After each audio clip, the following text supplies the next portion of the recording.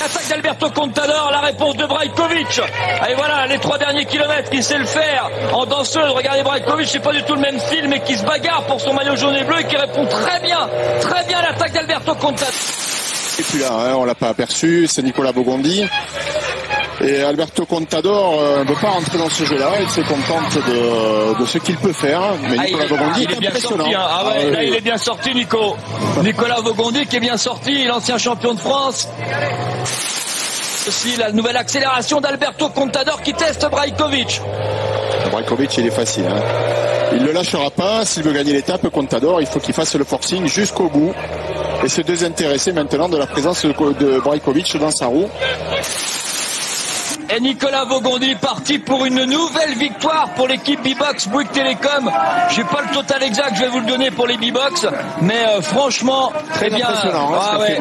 Il fait un numéro, Nico, formidable, et en tout cas c'est la première victoire pour cette année 2010. Il n'en revient pas. Il n'en revient pas. On ne lui connaissait pas. En tout cas, formidable victoire ici à la station de Risoul pour Nicolas Vogondi. Et Romain Sicard, faut battre Romain pour une deuxième place de prestige. Ce sera fait. C'est beau doublé français ici pour la station de Risoul avec la deuxième place de Romain Sicard, la troisième pour le leader Brajkovic.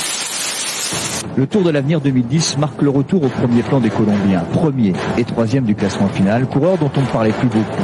Il est vrai que la fin de parcours était propice à ces grimpeurs hors normes. Déjà vainqueur hier, le lutin Nairo Quintana Roras a survolé les 14 km du contre-la-montre en côte vers la station de Risoul. Il laisse le deuxième, l'américain Andrew Talinski, à 47 secondes et gagne le général avec 1 minute 44 significatif.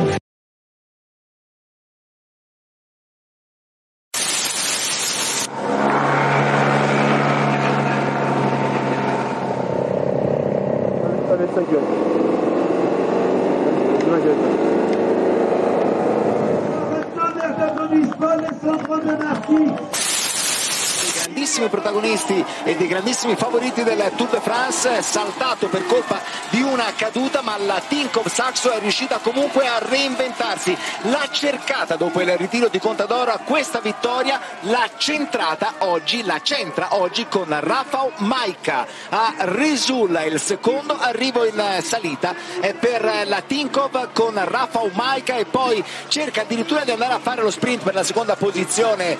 Jean-Christophe Perrault non vuol cedere niente perché non gli ha mai dato un cambio, non ne aveva, ma comunque non gli ha mai dato un cambio. Allora secondo arrivo io, dice Vincenzo Nibali. Alle spalle di Majka c'è la maglia gialla di competitivo sulle 3 settimane, e Chavez è lì perché Nibali è scattato 2 volte a tentare naturalmente di demolire, ma Chavez non si demolisce. Bellissimo, bravi tutti oggi i corridori, tutti stanno dando il meglio di sé. Ragazzi, è una bellissima è una cosa fantastica, Vincenzo Nibali che parte, lui qui a Risoul 2 anni fa ci è arrivato secondo dietro a Rafał Majka. Vediamo qua l'attacco di Vincenzo, di testa, è partito davanti col tricolore in terra francese, e i francesi che si inalberano e le pale con una L sola ancora gli girano. Scemi d'Italia puntato, esultiamo perché oggi Vincenzo Nibali ha veramente fatto vedere che le parole servono, il senno di poi non serve a nessuno. A noi serve esaltare un campione che oggi ha fatto vedere come si fa a vincere i 3 grandi giri, sapendo che fino alla penultima tappa è tutto in gioco. E gli pianta anche la volata. Andiamo Vincenzo